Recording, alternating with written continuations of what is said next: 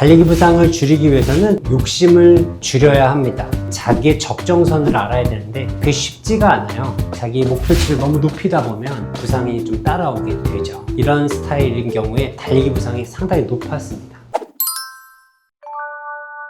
지난 시간에 달리기 부상의 원인에 대해서 알아봤는데요. 그럼 달리기 부상을 줄이려면 어떻게 하는 것이 좋을지 오늘 알아보도록 하겠습니다. 안녕하십니까.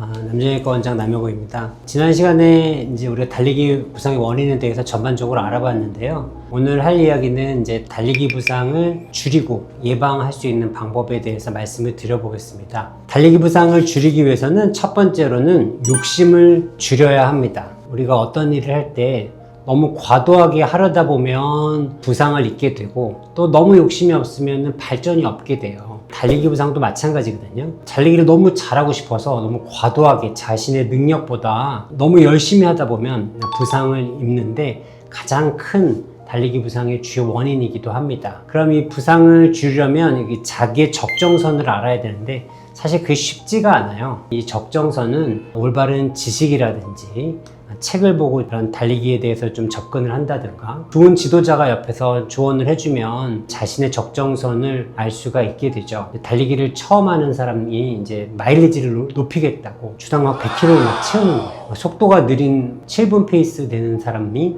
5분 페이스 그룹에서 막 쫓아간다거나 한번 마라톤 기록이 좋지 않다고 대회를 좀 매주 등록을 하는 거죠. 그러면서 이제 대회를 참석하다 보면 과부하가 걸리고 이것저것 아프게 되는 겁니다.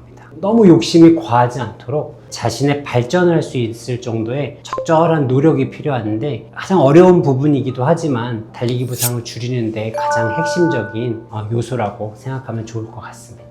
두 번째로 러너는 자기 자신을 잘 알아야 합니다. 그러니까 신체는 어떤 이제 유전자의 발현이죠. 운동 같은 경우는 이제 운동에 탁월한 유전자들이 있습니다. 얼마 연습을 하지 않았는데도 수개월 뛰고도 서브 3를 하는 이런 러너가 있는가 하면 저처럼 한 100회 가까이 뛰었는데도 한 3시간 18분 근처에 머무는 러너도 있습니다. 이런 거를 잘 이해하고 노력을 해야 되는데 자기의 목표치를 너무 높이다 보면 항상 부상이 좀 따라오게 되죠. 그래서 제가 달리기 성향 분석이라는 걸 만들었는데 이런 달리기의 재능 플러스 자신의 성격, 자신의 목표, 노력하는 형태 이런 거의 4가지 축을 기본으로 런비티아이라는 앱을 한번 만들어서 달리기 부상 환자를 대상으로 구현을 해 보았습니다. 결과 한 2만 명 이상 해봤는데요. 정확도는 이제 달리기를 한 2년 이상 꾸준히 한 사람일수록 그런 달리기 시합이라든지 달리기에 대한 연습할 때 용어들이 있기 때문에 처음 하시는 분들은 오류가 많이 날 수가 있는데 이제 그런 이제 16가지의 러너의 달리기 부상과의 연관관계를 쭉 보면은 성향 중에서 목표가 높고 그러니까 열심히는 하는데 재능은 남보다 그렇게 많이 높지 않은 이런 스타일인 경우에 달리기 부상이 상당히 높았습니다. 이런 경우는 이제 우리가 교육을 할 때는 좀 목표를 낮추고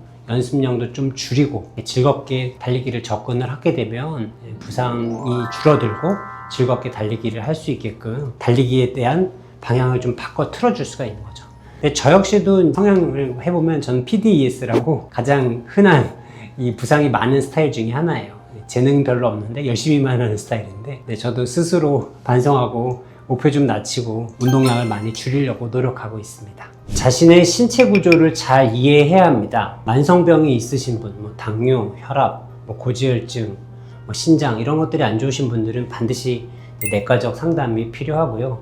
정형외과적으로 다친 외상의 이런 병역이 있으신 분도 일반적으로는 외상이 있던 분들이 부상이 좀 많이 오는 경향이 많죠.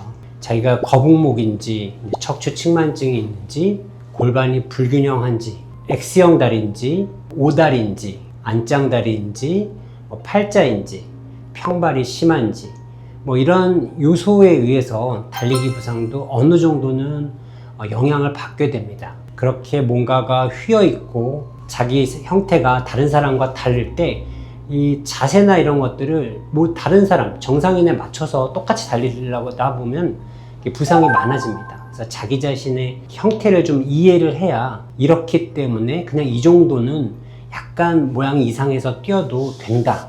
이렇게 이해를 해야지 내가 팔자가 심한데 이거를 11자를 갑자기 맞추려고 노력을 하다 보면 어느 정도 이렇게 팔자라도 적정선으로 이렇게 돌려서 뛰어야 되는데 내가 11자를 맞추려고 억지로 이렇게 하다 보면 무릎 안쪽이 붓게 되고 고관절에 스트레스가 받게 되고 자기 자신의 해부학을 몰라서 이런 부상이 생기는 경우가 많거든요. 특히 오다리가 굉장히 심하신 분도 절대 안 붙거든요.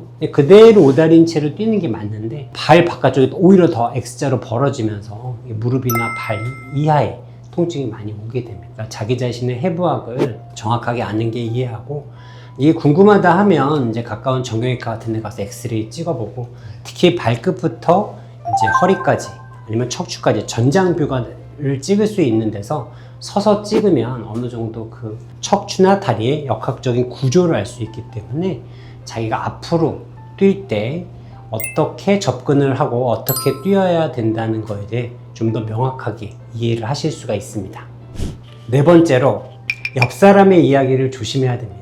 같이 뛰거나 뭐 러닝크루에서 뛰다 평상시 이제 아프지 않고 잘 뛰고 있는데 옆 사람이 이제 뭐라고 한마디 한 거에 현혹이 돼서 맞아요. 뭔가 고치고 이러다가 부상이 생겨서 오는 경우가 많거든요. 이제 흔히 우리가 눈에 보이는 것들은 이제 척추 자세라든지 착지 자세 뭐 이런 것들, 뭐 다리의 움직임 말하기가 좋거든요. 뭐 척추가 너무 기울어서 허리를 바로 더 세워야 된다는 뭐 이런 얘기라든지 착지할 때 뒤꿈치로 닿으면 큰일 나니까 앞꿈치로만 닿아야 된다든지 뭐 다리에 뭐 롤링이 부족해서 다리를 더 많이 움직여야 된다든지 이런 얘기를 듣고 그냥 평상시에 안 아프게 잘 뛰시던 분이 뭔가 바꿔서 막 어디가 막 아파서 뛰다 보니까 뭐가 어디 갑자기 불편해서 왔어요. 그래서 왜 그래요? 물어봤더니 옆 사람이 그렇게 하면 큰일 난다고 그래서 이렇게 바꿔서 왔다고. 그래서 이런 경우는 그분들도 객관적인 기준이 아니라 자신만의 주관적인 잣대와 주관적인 눈높이에 맞춰서 얘기를 한 거기 때문에 어떤 객관적인 측정을 한 게 아니라 거의 틀릴 확률이 굉장히 높습니다. 그런 얘기들은